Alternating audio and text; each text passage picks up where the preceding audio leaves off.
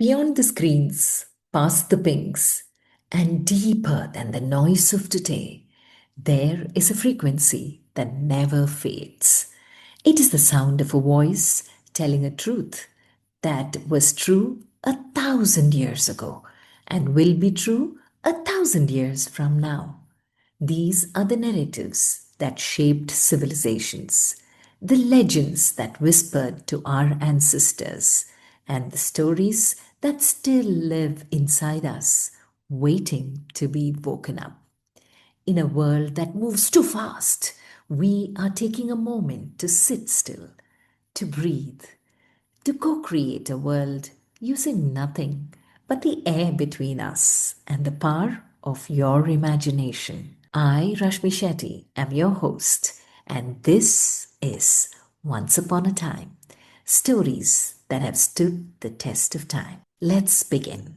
Today's story is that of Raja Ravi Varma. He is known as the father of modern Indian art. Raja Ravi Varma was born on April 29th, 1848, in Kilimanoor, Kerala. His life was more than just a collection of masterpieces. It was a master class in breaking barriers and democratizing excellence. He was a commoner within the palace ecosystem, a gifted boy who was once scolded for actually taking this charcoal piece and painting everything that he knew about animals on the pristine white walls of the estate. In his youth, the court painters in Kerala at that time were fiercely protective of their craft, refusing to teach him the secrets of oil painting. Instead of complaining about the absence of a mentor or a teacher, Ravi Varma turned to the power of the silent observer.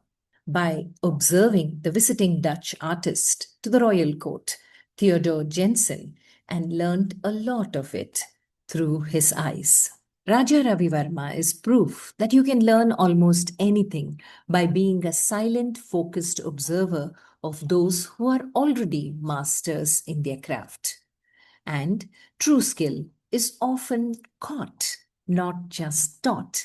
And in a world of information overload that we are living in, the ability to observe nuances is where each one of us has a competitive advantage. Some of his iconic masterpieces are Shakuntala in 1870.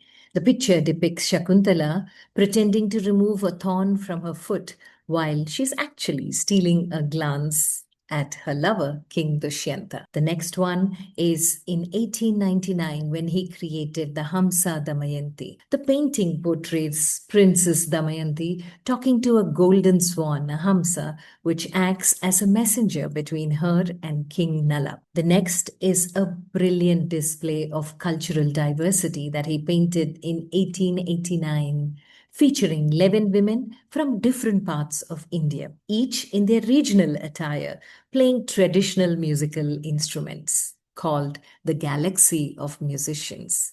Ravi Varma had an amazing way to paint women, and the women look so beautiful. The next most popular piece was in 1906 called Jatayu Vada. One of his most dramatic and powerful mythological works, it depicts the moment the noble bird Jatayu is struck down by Ravana while trying to save Sita. The Lady in the Moonlight, 1902, he showcases his mastery over the play of light and shadow, a solitary woman sitting in the soft glow of the moonlight.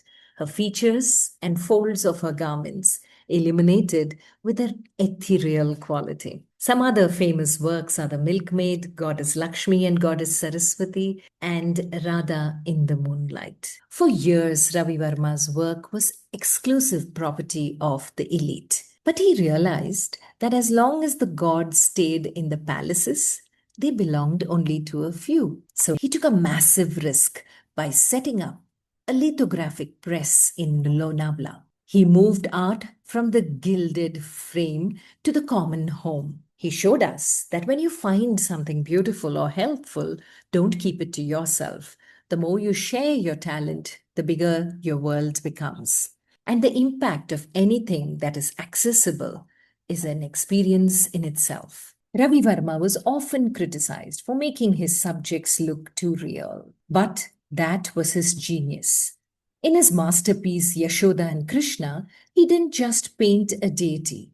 He painted the universal frequency of a mother's love and exhaustion. This is why, in April 2026, that particular piece of art broke all auction records till date and reached the highest bidding of 167.2 crores. You don't have to be perfect to be special. Stay authentic and don't hide the human side, is how he proved it. As his fame grew, Ravi Verma made a choice that would change India forever. He realized that as long as his paintings stayed in palaces, the gods belonged only to the rich. In 1894, he moved to Lonavala and set up a lithographic printing press. It allowed people from marginalized communities who were often barred from entering temples to have the divine presence in their own homes. A farmer in a remote village could own the same image of goddess Lakshmi as a Maharaja, and this democratization of the divine turned him into a national hero. He became India's first true celebrity.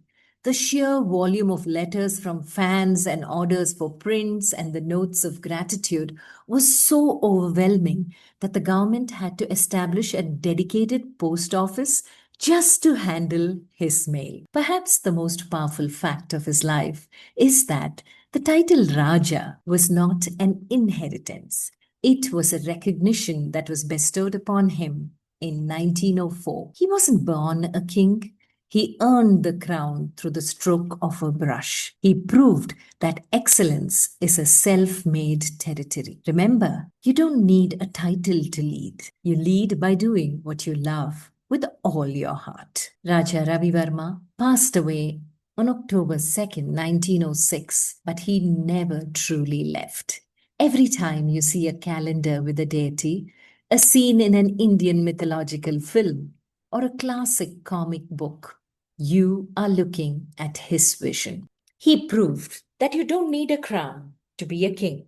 By merging the techniques of the West with the soul of the East, he became the king of modern Indian art, a title earned not by bloodline, but by the enduring frequency of his creative genius. With that, we complete our journey for today. I hope you enjoyed stepping into this story as much as I enjoyed telling it. But remember, a story only lives when it is shared. If these words touched you, please pass them on. Share this episode with someone who might need a moment of wonder today. In a digital world that can sometimes feel a little lonely, let this story be a beacon of smiles and a steady light of hope in your pocket. Let's catch up soon to listen to what happened once upon a time.